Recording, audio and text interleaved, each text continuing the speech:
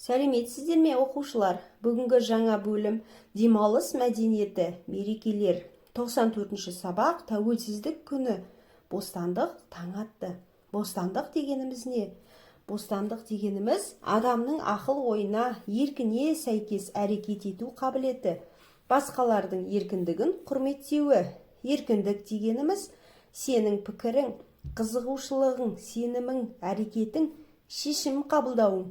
Мысалы, сөз бостандығы, яғни әдеби шығармаларды жариялау, кез келген балдырға немесе айгулек журналдарына өзіңнің мақалаңды жариялауға бостандығың бар, яғни еркің бар.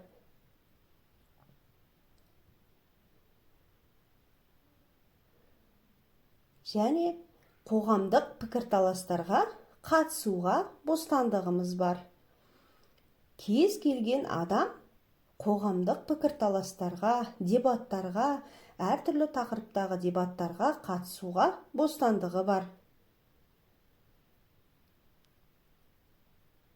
Саяси еркіндік, яғни әр адам саяси қызметке қатысуға құқығы бар. Мысалы, президентіміздің сайлауына әр адамның қатысуына еркі бар. Таңдау еркіндігі. Әр адам отбасын құру үшін өмірлік жарын өзі еркін таңдай алады. Өзінің бостандығы бар. Өзінің жүрегімен, өзінің ақыл ойымен, санасымен өзінің жарын таңдай алады.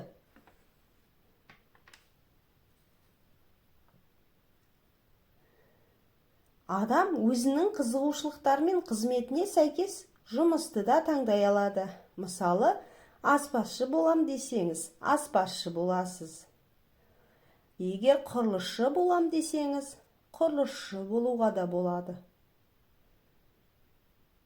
Ал егер суретші болам десеңіз, суретші де болуға болады. Және балаларға білім беру түрін де таңдай алады.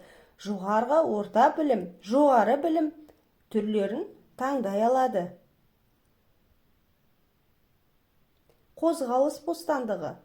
Адам басқа елге көше алады, және ол елден қайтадан қайтып келе алады. Басқа елге қыдыра алады, және қайтып келе алады. Экономикалық бостандық. Кез келген адам жұмыс істеуге бостандығы бар, және пайда табуға бостандығы бар, және бай болуға өзінің еркі бар.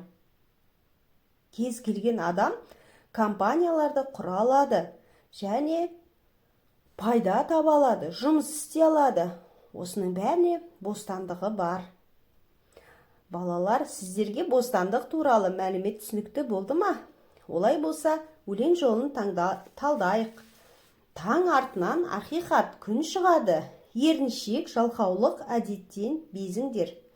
Яғни, таңнан кейін күн шығады. Ал еріншек жалқаулық деген әдеттен безіңдер, қашыңдар дейді. Еріншектік пен жалқаулық жаман әдет. Арамдық, аразды түбімен жойыңдар.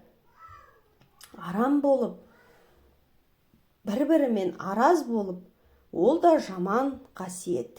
Бір-бірімен араздасып, төбелесіп, ол тәртіпсіздікке жатады, жаман әдетке жатады.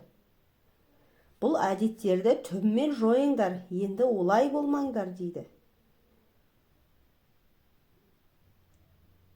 Өтірік, өсекті бір жола қойыңдар. Өтірікші бала болғанда жаман. Өтіріктің арты бір тұтам. Өсекші дегенде жаман бала. Өсек жаман әдет. Намыс жігер бойыңа жиып қайрат, қажымай адалдық жағында болыңдар. Балалар сіздерге айтады, бойларыңа қайрат, жігер, намыс деген жақсы қасиеттерді сіңіріп алып, адалдық жолында болыңдар, ешқашан шаршамаңдар дейді. бірлік пен талапты еңбекке салыңдар. Яғни бірігіп, талаптанып, еңбек етіңдер дейді. Еңбек адамды адам қылатын еңбек. Өнерлі елдерден өнеге алыңдар. Яғни өнерлі экономикасы алға дамыған елдерден үлгі алыңдар, өнеге алыңдар дейді. Еңбек етіңдер, қажымай, талмай, талап етіңдер дейді.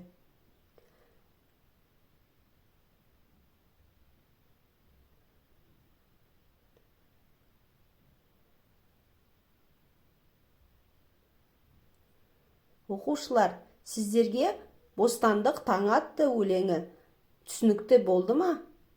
Ұнады ма? Олай болса, Суретті әдебиет каналына тіркеліп, лайк басып, достарымызды шақырайық.